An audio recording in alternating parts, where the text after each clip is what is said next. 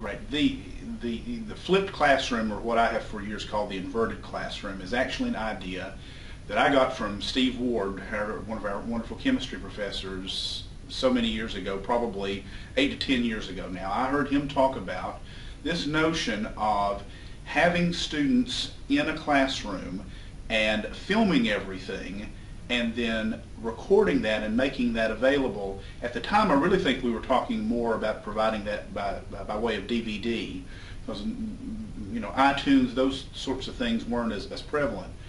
And that really stuck with me. I thought, what a great idea. Of course, Steve was talking about it from the aspect of chemistry, and as a paralegal studies instructor, what I felt that my students were missing was enough time in class to actually work on the projects that we were talking about. So if I'm an instructor teaching a wills and estates class, there is a certain amount of foundational material that I need to teach my students about what a will is, what a trust is, what the essential elements are. But then as paralegals, they need to go out into the workplace and be able to do it, to create those documents. And that's the part that I initially felt like I didn't have enough time for them to do. Or I would have to assign it and they would do it outside of class. Now, certainly that's fine, excuse me, but there were times that I thought, well, this would be really beneficial if I could have them do those in class so I could be right there and help instruct them along the way. So I dipped my toes into the water and I recorded lectures that were available initially on DVD and later embedded into the online or the enhanced portion of my courses. And I took all of my lecture material and I made that available and required students to watch it ahead of time. In order to ensure that that had happened, I put in place quizzes that the students had to take over that material. Now, these were not extremely difficult. If they watched the lectures, they would do well, but you had to watch the lectures in order to do well on the quizzes. In other words, you had to read the chapter. That was one aspect, but there would always be things in the lecture that I would put into the quizzes just to make sure that folks really had watched those as well. And the mistake I made early on was to record my lecture in its entirety. So here would be an hour and a half of a lecture someone's trying to watch on a DVD or to try and watch online. So downloading it, having it stream, it was taking forever for folks who didn't have quick connection speeds.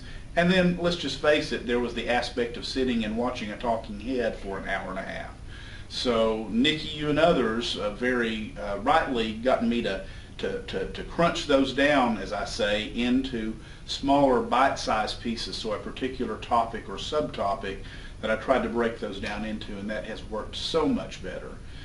And it still allows the students to get the foundational material outside of class, which frankly I think they should be responsible for, and allows time in class to get more into details, answer questions, cover problem areas that maybe I didn't see coming that the students don't understand, and most importantly, for a practical application for a program like paralegal studies, to give students time to actually do hands-on things in class that we never had time to do before. Wonderful. That was great. That was such a great description of why you saw the benefits that you saw from it, and then why you wanted to implement it in your class, because they were able to do the hands-on activities and you were able to give them that extra attention. Because did your students, prior to implementing the inverted class or the flipped classroom, were they contacting you for help? I mean, once you actually got into the time in class where it became more like a lab, did you find new questions that maybe they hadn't reached out and asked you prior to? Absolutely, and the quality of the projects went up because it was a learning experience. Different from the dynamic, go do this, turn it in, and I'll grade it. Some would ask questions outside of class, some would phone me, how do I do this, and I would try to give them help. But nothing replaces teacher, students, let's work on this together.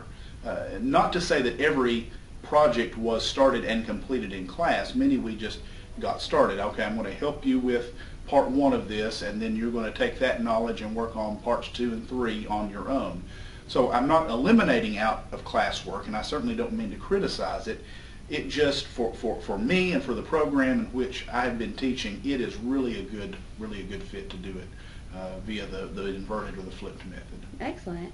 And what were your students' reactions when you first started implementing this format? I mean, I'm sure, I remember working with you when you first were doing this, and it was really a buzzword even when you were doing it, and then it gradually started to build some momentum, and we've heard more about it, but I mean, you were implementing it when it was still very, very brand spanking new. So how did your students react to having to watch lectures and do that extra work outside the classroom when they weren't maybe being required to do that in their other courses? Some of the natural reactions you might expect, some wide eyes when I would go in the first day of class and announce, hey, this class is going to be different, and here's how we're going to do it. People, wide eyes, I think some, if I could have read their minds, well, that just means you're not teaching. If you're not lecturing, you're not teaching us. I respectfully disagree with that, obviously. And I found out that there certainly were things that I did need to talk about in class. It absolutely did not bar or prohibit that from the classroom, but I could hone that in on the topics that were of special importance, or maybe areas again that the students were struggling in. Yeah. I have to tell on myself, I was so ingrained into lecturing that initially when I recorded these lectures, made them available initially just by DVD was the only way to do it, and then I would come into class and I would find myself starting to lecture again. So there was training for me too.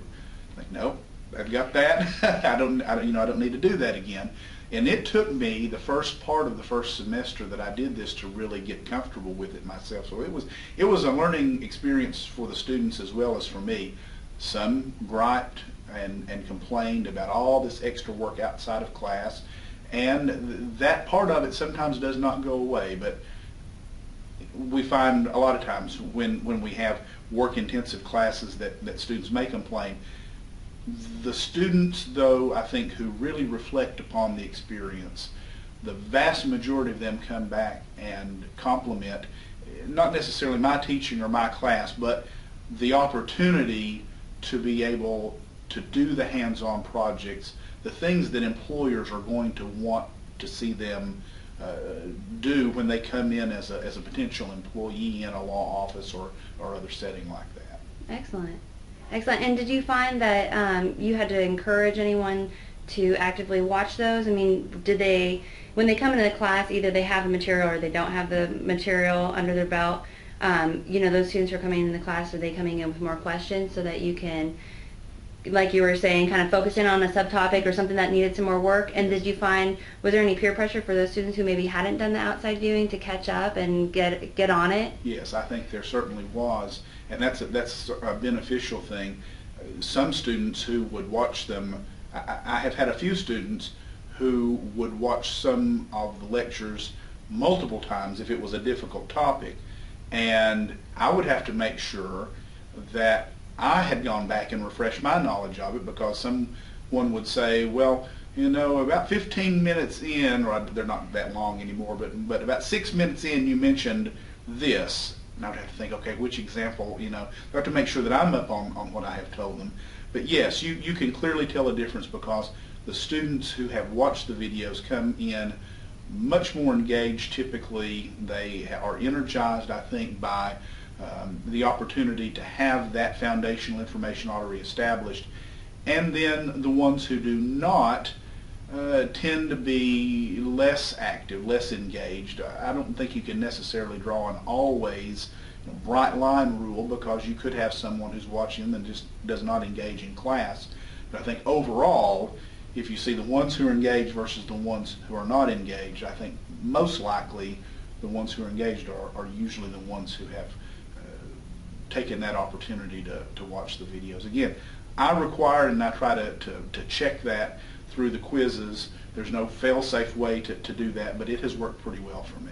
Excellent. So you would recommend this as a form of increasing student engagement within the classroom? Absolutely. Whether you're working on projects or not, it does not have to be an AAS program where you're needing to work on projects. It seems to me that this model would be a good fit for just about any instructor who is looking for a way to move the core foundational material outside the classroom. I mean, we have students read the textbook outside of the class. So this to me is just the next step. That way, whatever difficult issues, key things that I want to spend the most time on in class, I have the freedom to do that. Excellent. And what tools did you use to actually create your content, and then how did you deliver them to your students? It sounds like you were mentioning DVD to your online class. So if you can talk a little bit about how you evolved and what tools you used to actually create your content. Well, they're all made available now on iTunes U, which is wonderful. Nikki, you have shown me that. And then I use Camtasia to upload them, or to record and upload them. And if it were difficult, I wouldn't be able to do it. So the mere fact that I'm able to do it is a testimony to the ease at which anyone can upload. Just follow the steps, and it's a wonderful tool. Great. Well, thank you very much for taking the time. Do you have any other thoughts that you wanted to add on there? No, just I would encourage faculty to, again, sort of dip their toes in the water. You know, if you think it might be something that you're interested in, you know, try it out for a class or a particular segment of the course that you've always thought, you know, this material I need to cover it, but I almost hate to spend class time on it. Like, whatever that topic is, that's the perfect thing to start out through an inverted class, or what we call flipping it now. Great. Well, Okay. thank you so much. My pleasure.